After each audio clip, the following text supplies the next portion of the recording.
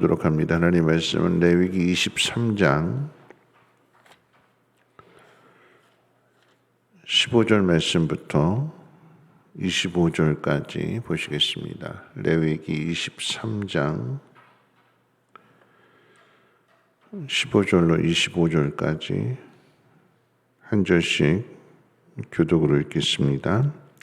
안식일 이튿날 곧 너희가 요제로 곡식단을 가져온 날부터 세어서 7 안식일의 수효를 채우고 7 안식일 이튿날까지 합하여 50일을 계수하여 새 소재를 여호와께 드리되 너희의 초소에서 10분의 2 에바로 만든 떡 2개를 가져다가 흔들지니 이는 고운 가루에 누룩을 넣어서 구운 것이요 이는 첫 요제로 여호와께 드리는 것이며 너희는 또 이 떡과 함께 1년 된 흠없는 어린 양 7마리와 어린 수소 1마리와 수양 2마리를 드리되 이것들을 그 소재와 그 전제 제물과 함께 여호와께 드려서 번제로 삼을지니 이는 화제라 여호와께 향기로운 냄새며 또 순염소 하나로 속죄제를 드리며 1년 된 어린 순양 2마리를 화목 제물로 드릴 것이요 제사장은 그 첫 이삭의 떡과 함께 그 2마리 어린 양을 여호와 앞에 흔들어서 요제를 삼을 것이요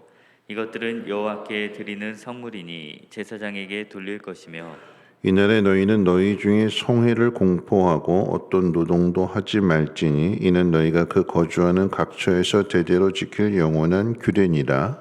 너희 땅에 곡물을 벨 때에 밭 모퉁이까지 다 베지 말며 떨어진 것을 줍지 말고 그것을 가난한 자와 거류민을 위하여 남겨두라. 나는 너희의 하나님 여호와이니라. 여호와께서 모세에게 말씀하여 이르시되 이스라엘 자손에게 말하여 이르라. 7째 달 곧 그 달 첫날은 너희에게 쉬는 날이 될지니 이는 나팔을 불어 기념할 날이요 성회라. 어떤 노동도 하지 말고 여호와께 화제를 드릴지니라. 아멘. 오늘 읽은 말씀을 통해서 77절과 또 나팔절에 대해서 함께 생각해 보도록 하겠습니다.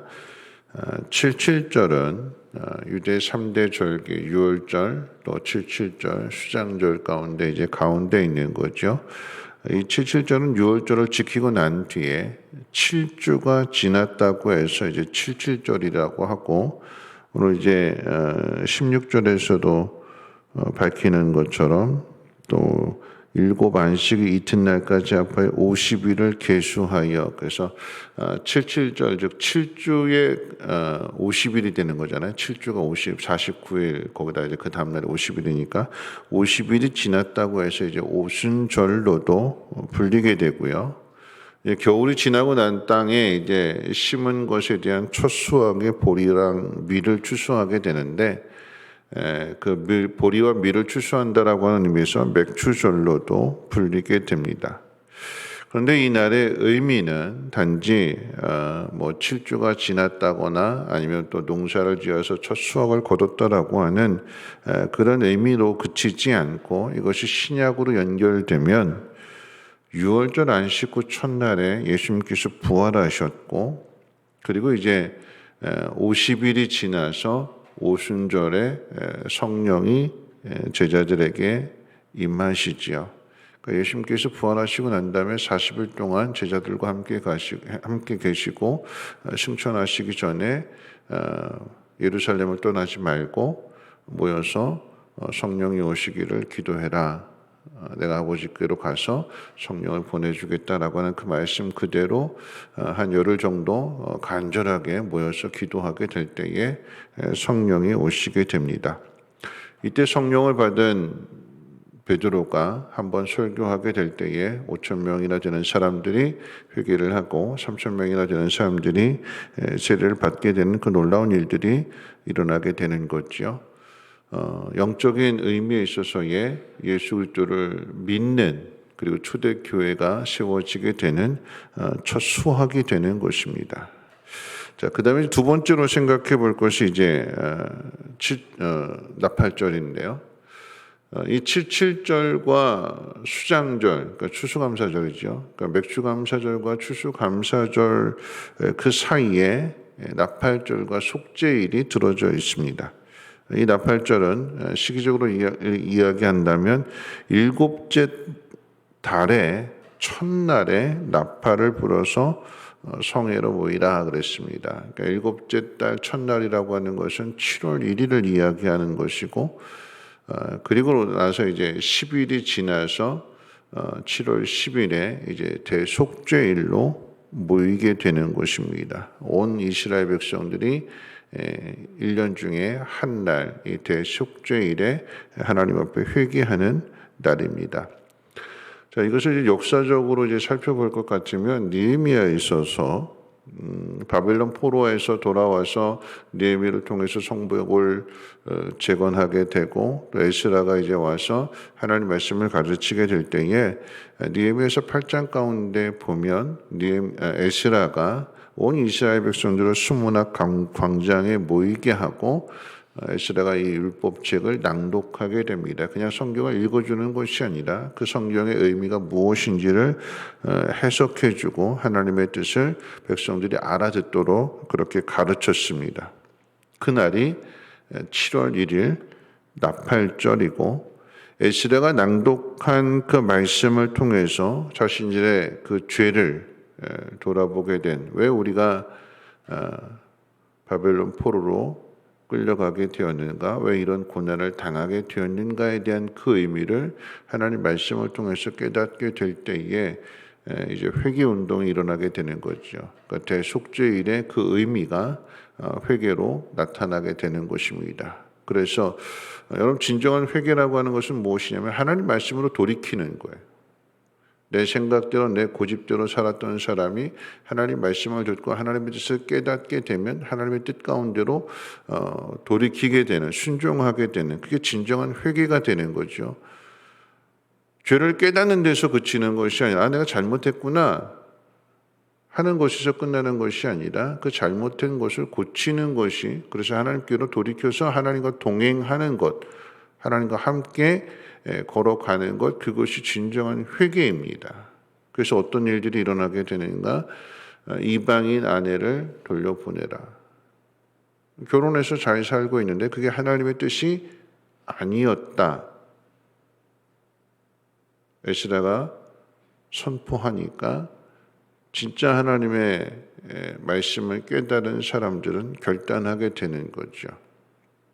인간적으로, 도덕적으로, 윤리적으로 어떻게 그럴 수 있느냐, 이 문제가 아니라 하나님 앞에서의 그 관계를 먼저 회복하는 것입니다. 하나님께서 잔인한 하나님이시냐? 아니잖아요. 오늘 22절 말씀 가운데에도 7절을 지키는 그 의미에 있어서 전에도 한번 말씀을 드렸습니다만, 추수할 때에 밭 한 귀퉁이를 다 추수하지 말고 놔둬라, 버리라 그랬습니다. 버리라. 누구를 위해서요? 고아와 과부와 나그네, 거류민들, 가난한 사람들, 어려운 사람들을 위해서. 그러니까 하나님이 사랑의 하나님이시지 그냥 무자비한 하나님이 아니다라고 하는 거죠. 그러니까 하나님 말씀 속에는 늘 하나님의 사랑이 담겨져 있어요. 근데 그것을 깨닫지 못하고 인간의 고집대로 생각대로 살아가기 때문에 하나님에 대한 사랑이 우리를 통해서 나타나지 않게 되는 거죠. 7월 1일 날 그 의미는 초실절과 수장절, 첫 수확을 거두고 난 뒤에 이제 마지막 추수를 해서 창고에 거둬들이게 되는 영적인 의미에 있어서의 구원을 받게 되고, 그러므로 인해서 하나님의 은혜를 입었다가 나중에 하나님 나라에 들어가게 되는 이 과정 속에 그 중간에 나팔절이 있고 속죄일이 있는 거예요. 풍성한 수확, 온전한 수확을 거두기 이전에 그 앞에 나팔을 불어서 모이게 되고, 그리고 그 나팔을 분 그날로부터 10일이 지나서 온전한 회개를 한다라고 하는 것이 무엇이냐면, 여러분, 농사도 그렇잖아요. 마지막 수확을 거두기 전에 농부가 땀을 흘리면서 모든 병충해들을 다 제해야 되는 거예요. 열매가 맺히게 되었을 때에 감이든 사과든 열매가 맺힌 그것을 벌레들이 따먹잖아요. 떨고 맛없고 그럴 때 벌레들이 먹는 것이 아니라 익어가고 달콤해지고 그럴 때 벌레들도 잘 알아서 어떤 게 맛있는지 잘 알아요. 그래서 어떤 사람들은 꼭 벌레 먹은 사과 사가잖아요. 왜냐하면 그게 더 달기 때문에 그냥 맹맹하고 밍밍한 사과보다도 비록 벌레가 먹었을지라도 상품 가치가 좀 떨어질지라도 값도 싸고 하니까 그런 거 일부러 사시는 분들도 있어요. 벌레가 먹는 이 모든 것들을 다 제하여야지만 그래야 온전한 상품의 열매들이 맺히는 것처럼 우리 신앙도 마찬가지입니다. 오늘 이제 나팔절에 대해서 이야기할 때에 나팔을 부는 때가 있습니다. 언제 나팔을 부느냐? 성회로 모이라고 할 때, 또는 전쟁이 일어나게 될 때에, 또는 제사를 드리게 될 때에 이 제사장들이 나팔을 불게 됩니다. 여러분, 나팔을 부는 이야기는 이 나팔을 통해서 온 저 멀리 있는 데까지 들으라라고 하는 거잖아요. 듣고 그 나팔이 주는 길게 불든지 짧게 불든지 한 번 불든지 두 번 불든지 거기에 다 의미가 있는 거예요. 뜻이 있는 거예요. 그 뜻을 깨닫고 준비하라라고 하는 의미가 되는 거죠.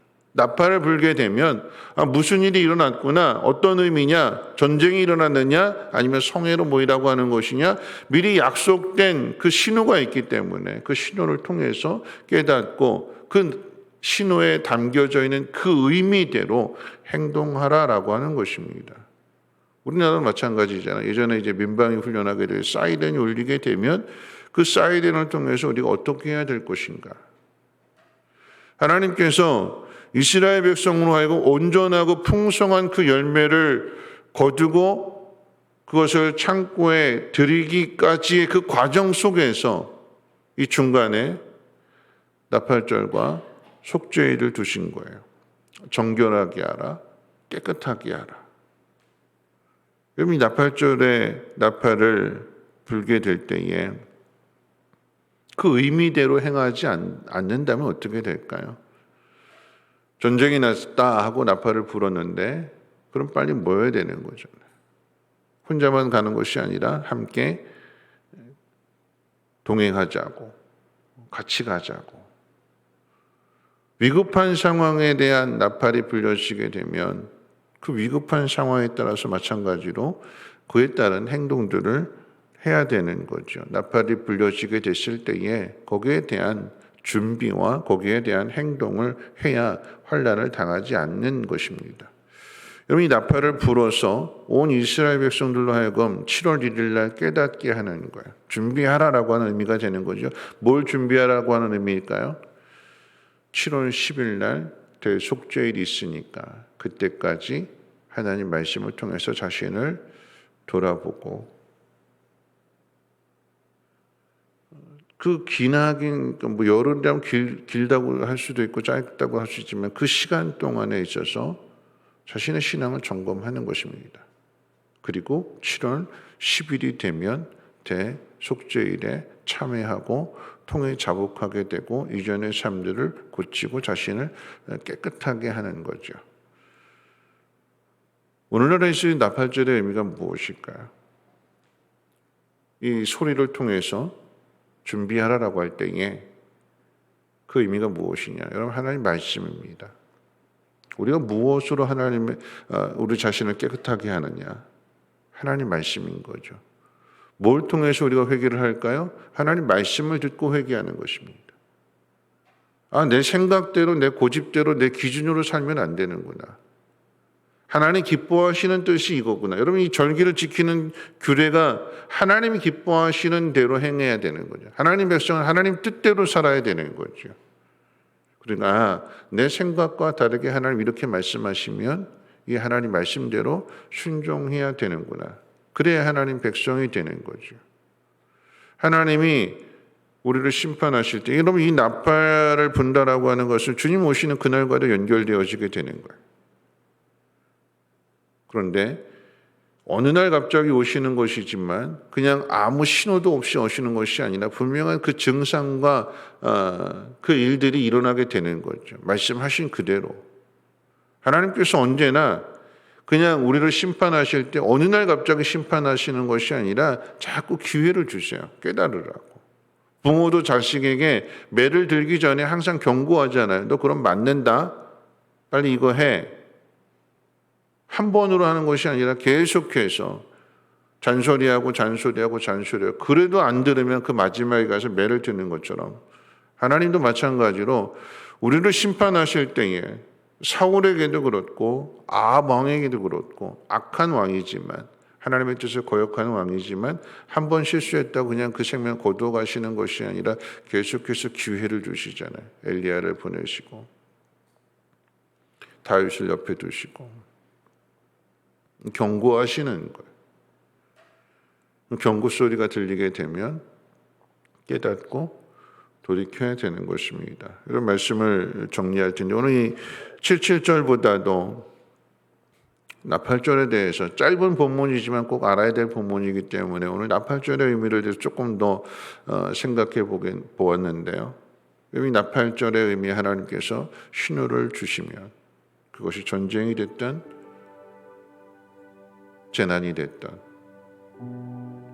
오늘 이 우리에게 주어진 이 말씀의 의미를 생각하게 될 때에 지금 이제 물난리가 났잖아요. 이 물난리가 났을 때 가장 중요한 건 내가 먼저 살아야겠죠. 근데 나만 사는 것이 아니라 물난리에서 고립돼 가지고 오도 가도 못하는 사람을 보았을 때에 그를 건져내는 그게 우리가 해야 될 일이 아닐까요? 77절의 의미는 그저 단순하게 농사 짓는 의미가 아니라 이게 오늘 신약에 와 있어서의 영혼을 추수하는 우리는 주님의 날을 준비해야 되는 거잖아요. 나 혼자 구원받았다고 하는 것으로 끝나는 것이 아니라 이런 물난리 났는데 나 혼자 살았다고 안심할까? 이런 부모가 그럴까요? 내 자식이 위급한 상황에 있는데 나 혼자 살았으니까 너 알아서 살아라 이게 아니잖아요. 건져내야죠. 함께 살아야죠. 주님이 나팔 소리가 들려질 때에 나 혼자 살았다 안심할 것이 아니라 그럼 진짜 믿음의 사람은 나 혼자 산 것으로 기뻐하지 않고 함께 산 것으로 기뻐합니다. 잃어버리게 되면 더 마음 아픈 거잖아요. 주님의 나팔 소리 경고입니다. 준비하라. 하나님 항상 우리에게 말씀을 통해서 경고의 말씀을 주십니다.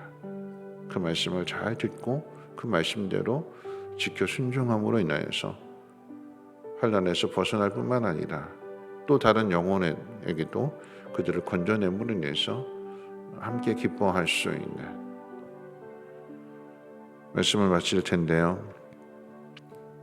느헤미야서 8장 10절 말씀 가운데 느헤미야가 이렇게 이야기합니다.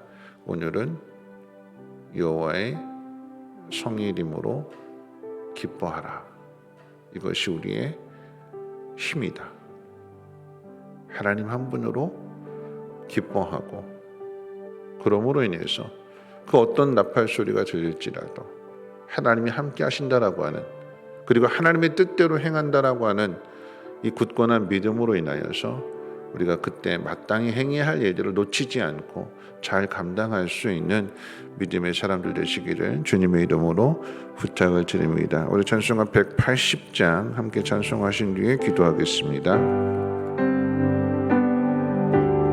님의 나팔 소리 전지 진동할 때에 예수 영광 중에 구름 타시고 전사들의 세계 만국 모든 곳에 보내어 구원받은 성도들을 모으리.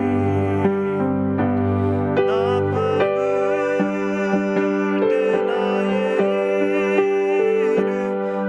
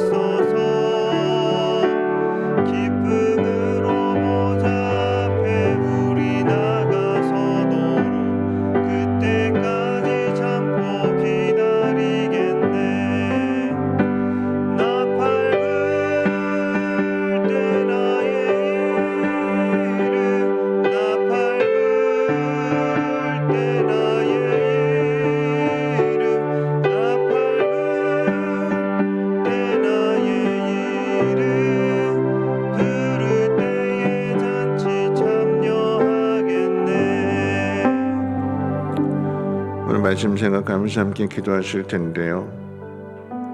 나팔이 불려지는 분명한 이유와 목적이 있지요. 그에 맞는 행동을 하라라고 하는 것이고, 나팔이 부는 것은 그 뒤에 더 중요한 일이 있다라고 하는 의미가 되는 거예요. 그것을 준비하라라고 하는 것입니다. 하나님 우리에게 항상 말씀을 통해서 깨닫게 해주시고, 그 말씀을 깨달은 사람이 하나님 이루시고자 하는 그 놀라운 일들 가운데 함께 동참하게 되는 거죠. 나팔이 불려지는데도 들리는데도 불구하고 하나님의 일을 생각하지 않고 자기 일이 우선이라고 한다면 어떻게 그게 이스라엘 백성이라고 할 수 있을 것이며 하나님의 큰 일을 감당할 수 있을까요? 하나님의 나팔 소리가 들리게 될 때, 하나님 말씀이 우리에게 들려지게 될 때에 그 말씀을 통해서 깨닫고 순종할 수 있는 우리 모두가 되게 해달라고. 더 나아가서 이런 그것이 환난의 날이고 주님의 재림의 날이라고 한다면, 마지막 심판의 날이라고 한다면 하나님 그 기간을 주실 때에 빨리 건져내야 되는 것이고, 하나님 앞으로 인도해야 될 그 책임과 사명이 우리에게 있기에 하나님 나팔 소리가 들릴 때에 그 잔치에 참여할 수 있는, 그리고 또 함께 참여하기 위해서 많은 영혼들을 하나님 앞으로 인도할 수 있는 우리 모두가 되게 해달라고. 우리 가정 안에서 잃어버리는 영혼 없도록 하나님 긍휼히 여겨주시고 우리에게 이 사명을 잘 감당할 수 있도록 하나님의 오늘 충만케 해달라고 함께 통성을 하나님 앞에 기도합니다. 거룩하신 하나님, 주님 언제 오실지 알지 못하지만 하나님 말씀을 통해서 하나님 그때를 준비하게 하십니다. 하나님 오늘 주시는 말씀처럼 하나님 77절이라고 하는 것은 영혼을 거두어 드리는 일들입니다. 단순한 농사로만 끝나는 것이 아니라 하나님 귀한 열매들을 맺어서 초대교회가 이루어졌던 것처럼 하나님 오늘 우리에게도 하나님 그런 은혜를 베풀어 주심으로 인하여서 풍성한 결실을 거둘 수 있는, 영혼을 건져낼 수 있는 믿음의 사람들 되어지게 도와주시옵소서. 하나님의 나팔 소리가 들릴 때에 하나님 하던 일들을 멈추고 하나님 우리를 부르심을 깨닫고 성회로 모이며, 또한 그렇지 못한 영혼들을, 지체들을 깨워서 함께 그 길을 걸어갈 수 있는 믿음의 사람들이 되어지게 도와주시옵소서. 세상의 유혹 속에 넘어져서 세상에 주는 그 푸른 쾌락에 빠져서 하나님의 나팔 소리를 듣지 못하는 미련하고 어리석은 자 되지 아니하게 하시고, 나팔 소리를 듣고 다음의 일을 준비할 수 있는 지혜